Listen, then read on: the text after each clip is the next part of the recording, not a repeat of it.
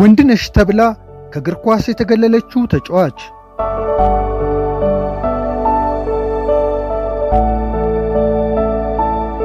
መሳይ ተመስገን ድሮ ሰፈር ውስጥ ኳስ ስትጫወት አያያዟን አይቶ ያላደነቀ ይቺ ልጅ ትልቅ ቦታ ትደርሳለች ያላለ አልነበረም።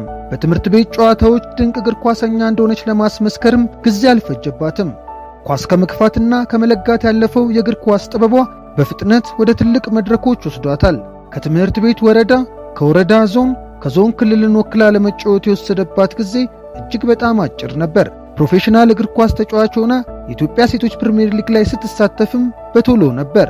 በተመሳሳይ ፍጥነት ነገሮች ተቀያይረው ከምትወደው እግር ኳስ ጋር ተለያየች እንጂ የቀድሞዋ ፕሮፌሽናል ተጫዋች አሁን የተገኘውን ሥራ እየሰራች ትገኛለች። ታዲያ ነገሮች እንዴት በዚህ ፍጥነት ተቀየሩ? ስለ ቀድሞዋ የሐዋሳ ከተማ መቻልና የኢትዮጵያ ብሔራዊ ቡድን ድንቅ ተጫዋች መሳይ ተመስገን በሃሚንግ ስፖርት የስፖርተኞች ግለ ታሪክ ይዘንላችሁ እንቀርባለን። አብራችሁን ቆዩ።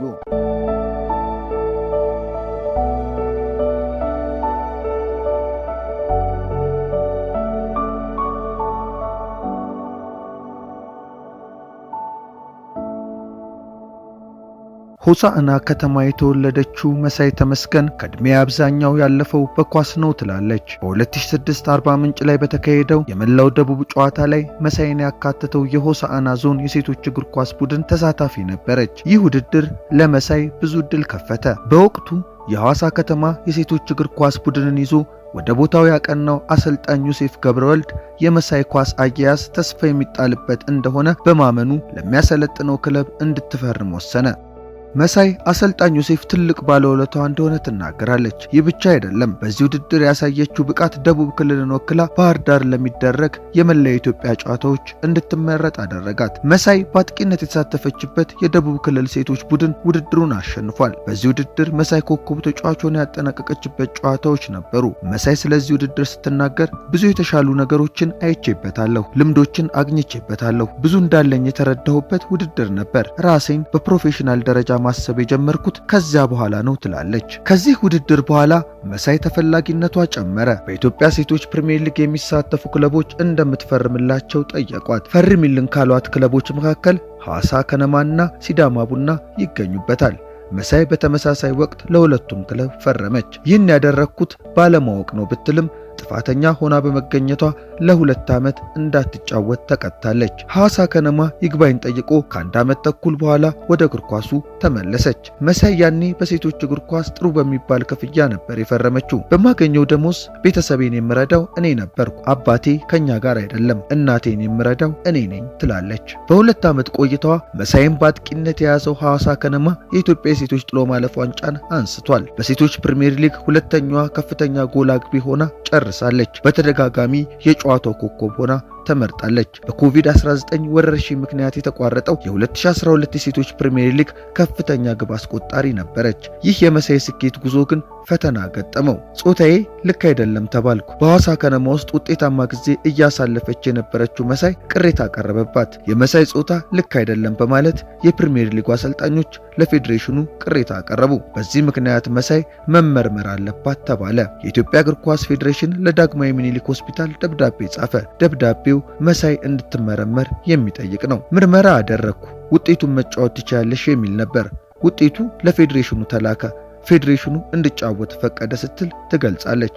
ጉዳዩን አስመልክቶም ቢቢሲ ሳይቀር የኢትዮጵያ እግር ኳስ ፌዴሬሽን የስፖርት ሕክምና ክፍልን አነጋግሯል። ይህ ክፍል በመስከረም 2015 እንደተቋቋመ የገለጹት የሕክምና ክፍሉ ዳይሬክተር ዶክተር ሳሙኤል የሸዋስ ስለ ጉዳዩ ሲናገሩ ቀደም ብሎ የተጀመረ ነገር እንዳለ አውቃለሁ፣ ግን የተገቢነት ምርመራ ውሳኔው እና ሪፖርት እጅ አልደረሰም ብለዋል። የሆነ ሆኖ መሳይ በዚያ ዓመት ዳግም ወደ እግር ኳስ ተመለሰች። የውድድር ዘመኑ ሲጠናቀቅ የመከላከያ የሴቶች እግር ኳስ ቡድን መሳይን አስፈረመ። ከቀጣዩ ውድድር ዘመን በፊት ባለው ጊዜ ወደ ትውልድ ከተማዋ ሆሳዕና ተመለሰች። ከጥቂት ጊዜ በኋላ ከሷ ጋር ለመከላከያ የፈረሙ ሌሎች 2 ሴት ተጫዋቾች ደሞዝ መግባቱን የሚገልጽ የጽሑፍ መልእክት ደረሳቸው። መሳይ ጋር ይህ መልእክት አልመጣም።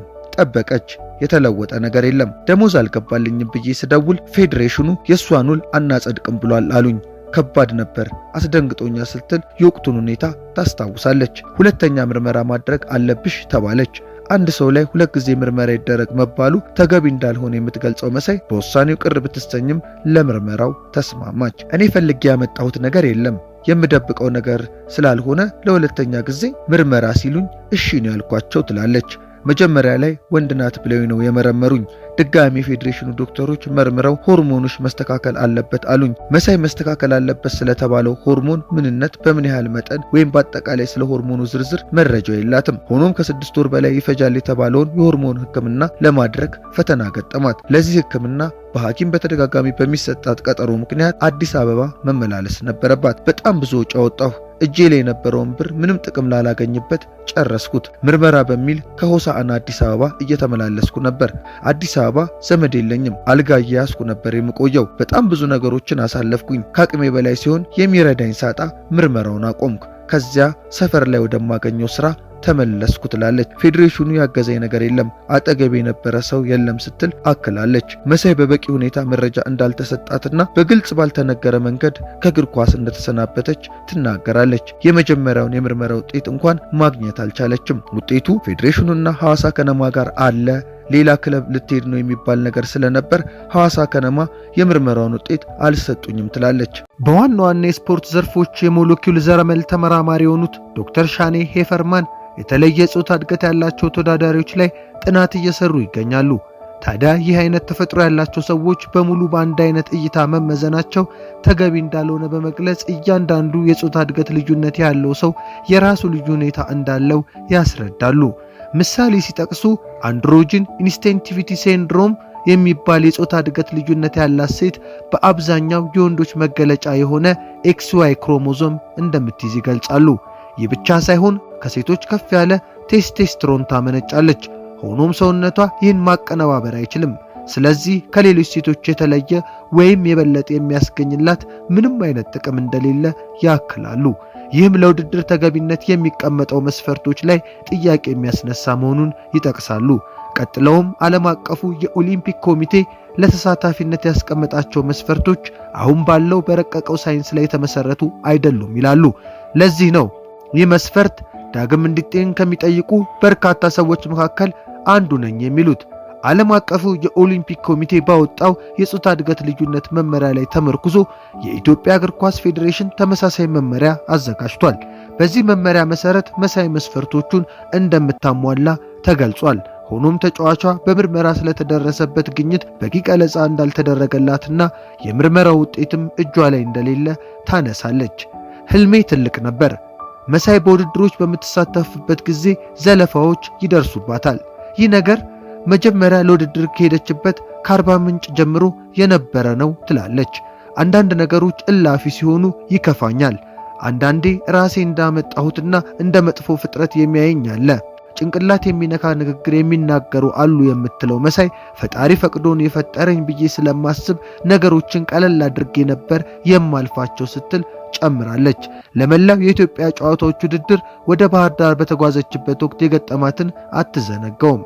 ይሄማ ወንድ ነው ብሎ ሙሉ ደጋፊው ከትሪቡን ወርዶ ከበበኝ።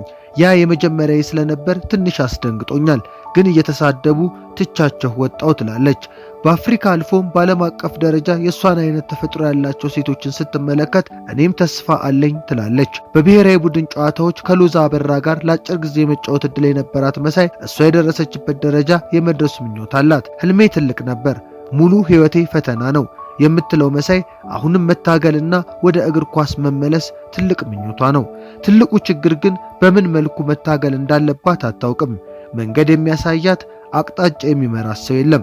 ለዚህ ነው ህልሟን እርግፍ አድርጋ ትታ በተወለደችበት ከተማ መናኸሪያ ውስጥ ዕቃ ማውረድና መጫን ላይ ተሰማራችው። በእግር ኳስ የቆየሁት አጭር ጊዜ ቢሆንም ብዙ ጥቅም አግኝቻለሁ። አሁን ላይ ያለው የሴቶች እግር ኳስ እኔ ከነበርኩበት ጊዜ አንጻር የተሻለ ነው።